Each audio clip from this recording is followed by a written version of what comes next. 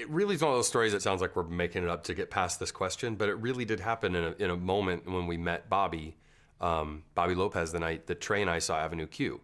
And we were in town meeting about Team America, our puppet movie in 2003 or 4.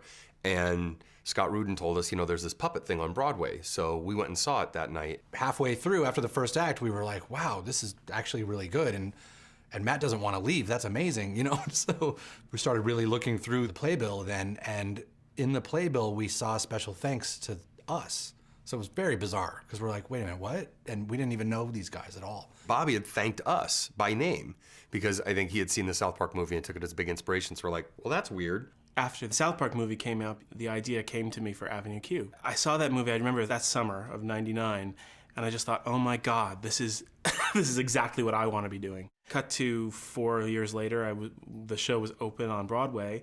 We had barely just opened, and I came in one night, and there were Matt and Trey sitting in the audience.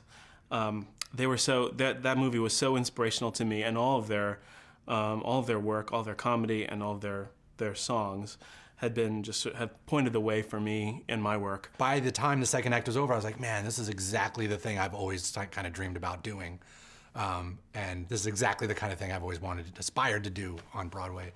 And then it happened that Bobby showed up that night, and they told him that we were down there. So he came down and introduced himself. It was crazy because it was like him kind of being influenced by us, and then us being influenced back by him. And then we went out that night. I took them across the street to the bar, and we had a long conversation. I remember we just hung out. Bobby is about 5 years younger than Trey and I, so he was looking to us as like elder statesmen or something. I don't know, like, hey, okay, you guys, you've been in the business a long time. What should I do next with my career?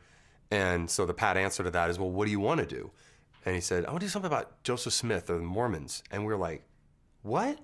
Wait a second, no one likes that shit except for us. When I said Joseph Smith, they were like, we've wanted to do that too. They had done a musical called Alfred Packer, which was also called Cannibal, the musical, right after or during their college, for their college project, I guess. And they thought they would follow it up with the Joseph Smith musical, but they just never did.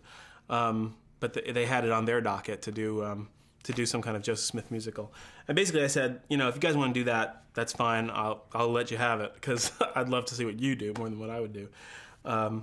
And they said, no, let's do it together. That coincidence of Mormons and a musical, like not just being into Mormons, but specifically thinking about a musical about Joseph Smith or about Mormons, it was in that moment that we almost had to follow up and at least see if there was more there.